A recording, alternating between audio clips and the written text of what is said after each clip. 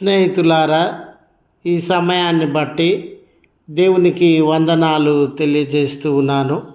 ప్రేమపూర్వకముగా మిమ్మల్ని అందరినీ వాక్య ధ్యానంలోనికి ఆహ్వానిస్తూ ఉన్నాను.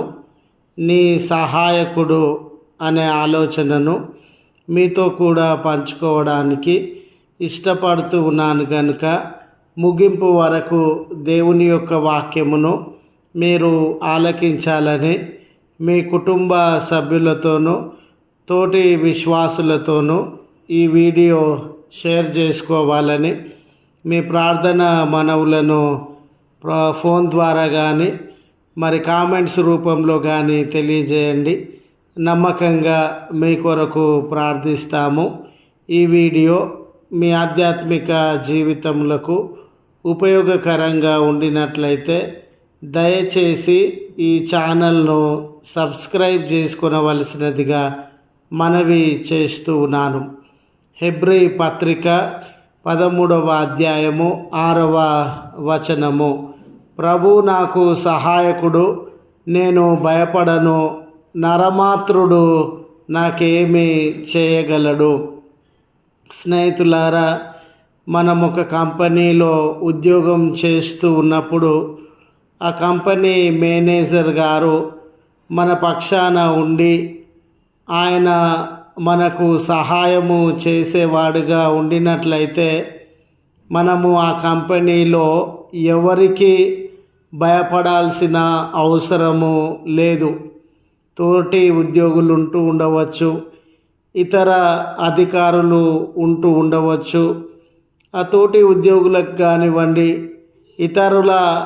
ఇతర అధికారులకు కానివ్వండి, నిన్ను కష్టపెట్టాలనే మనసు ఉండొచ్చు, నీ మీద నేరములు మోపాలనే మనసు ఉండొచ్చు.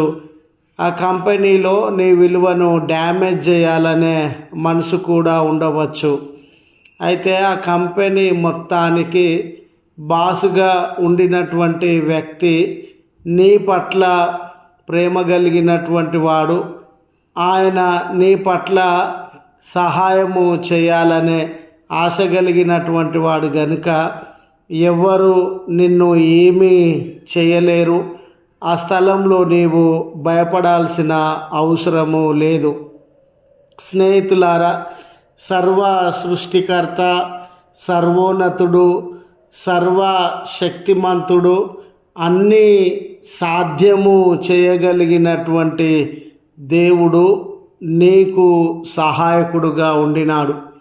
నీకు సహాయకుడుగా ఉండిన దేవుడు ధనవంతులను మించినటువంటి వాడు, అధికారులను మించినటువంటి వాడు, రాజకీయవేత్తలను, జ్ఞానవంతులను, ఈ లోకంలో ఎన్నో తలాంతులు కలిగినటువంటి వారిని మించినటువంటి వాడు.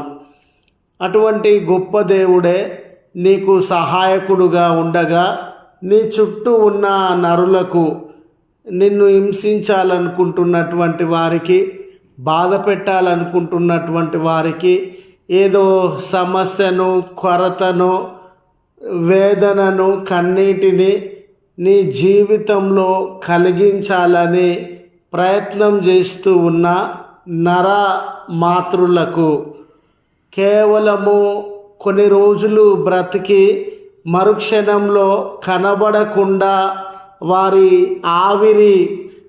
జీవితము ఆవిరైపోయే మనుషులకు నీవు భయపడకూడదు అని ఈ లేఖనం యొక్క సారాంశము. స్నేహితులారా, దానియేలు జీవితాన్ని మనము గమనించినప్పుడు దానియేలు ఉద్యోగము చోట ఆయనను మీద కక్ష పూని అధికారులు, తోటి ఉద్యోగులు ఆయనకు నష్టము కలిగించాలని, కష్టము కలిగించాలని ఎన్నో నూతనమైన శాసనములను తయారు చేసి అతన్ని తప్పు చేసినటువంటి వాడుగా అబద్ధపు నేరములను మోపి సింహపు బోనులో వేసినారు. బహుశా తన శత్రువులకి ఉన్న ఆలోచన తను కనబడకూడదని, తమతో కలిసి ఉద్యోగం చేయకూడదని, అన్నిటికీ మించి తను ప్రాణాలతో ఉండకూడదు అని ఇన్ని ప్రయత్నములను వారు జరిగించినటువంటి వారుగా ఉన్నాడు. దానియేలు గారు దేవుని ఎడల నిజమైన ప్రేమను, నిజమైన భయభక్తులను కలిగినటువంటి వాడు గనుక అతనికి ఎవ్వరూ అపకారం చేయడానికి దేవుడు అనుమతించలేదు. చివరికి ఆ సింహపు నోళ్లను కూడా మూసి దేవుడు అతని ప్రాణాలను నిలువబెట్టినటువంటి వాడుగా ఉన్నాడు. గనుక దేనిని గూర్చి ఆయాసపడకు, తొందరపడకు, ఏదో జరుగుతుందని నీ జీవితంలో కలత చెందకు. ఎందుకనంటే ఈ ప్రపంచాన్ని జయించిన దేవుడు నీకు సహాయకుడుగా ఉన్నాడు. అన్నిటినీ జయించే శక్తిని ఆయన నీకు అనుగ్రహిస్తాడు అని తెలియజేస్తూ ఈ మాటలను ముగిస్తూ ఉన్నాను. ప్రార్థించుదము. కృపగల మా తండ్రి, ప్రేమగల మా రక్షక, నీ పరిశుద్ధ నామమునకు కృతజ్ఞతలు చెల్లిస్తూ ఉన్నాం. మమ్మల్ని ఆదరించువాడవు, సహాయమును అందించగలిగినటువంటి దేవుడవు.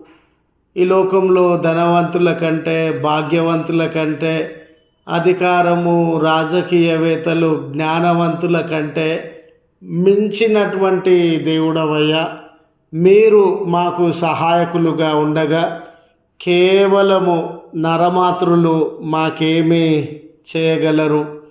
కనుక మీ ఎడల ప్రేమను, మీ ఎడల అమితమైన విశ్వాసాన్ని కలిగి జీవిస్తూ ఉండగా నీ ప్రియ బిడ్డల జీవితంలో సంభవించే కష్టములను, నష్టములను, శత్రువుల యొక్క పన్నాగములను దూరపరిచి విమోచించి ఆదరణ, కాపుదల దయచేయుమని ప్రత్యేకించి ఈ ప్రార్థనల్లో ఏకీభవించుచు ఉన్న కుటుంబములను, వ్యక్తులను మీరు చూచుచున్న దేవుడవు. మీ గొప్ప కార్యములను, ఆశ్చర్య, అద్భుత, స్వస్థత కార్యములను వారి జీవితంలో జరిగించుచున్న దేవుడవు. ఈ ప్రార్థనలో ఏకీభవించి అనారోగ్యమా, ఆర్థిక సమస్యల, ఉద్యోగానికి సంబంధించి, వివాహానికి సంబంధించి, కుటుంబంలో అశాంతి, అసమాధానము, ఏ సమస్యను గుర్తు చేసుకొనుచు ఉన్నా నీ ప్రియబిడ్డలను వాటి నుండి విడిపించుమని క్రీస్తు పేరట వేడుకొనుచున్నాము తండ్రి. ఆమెన్.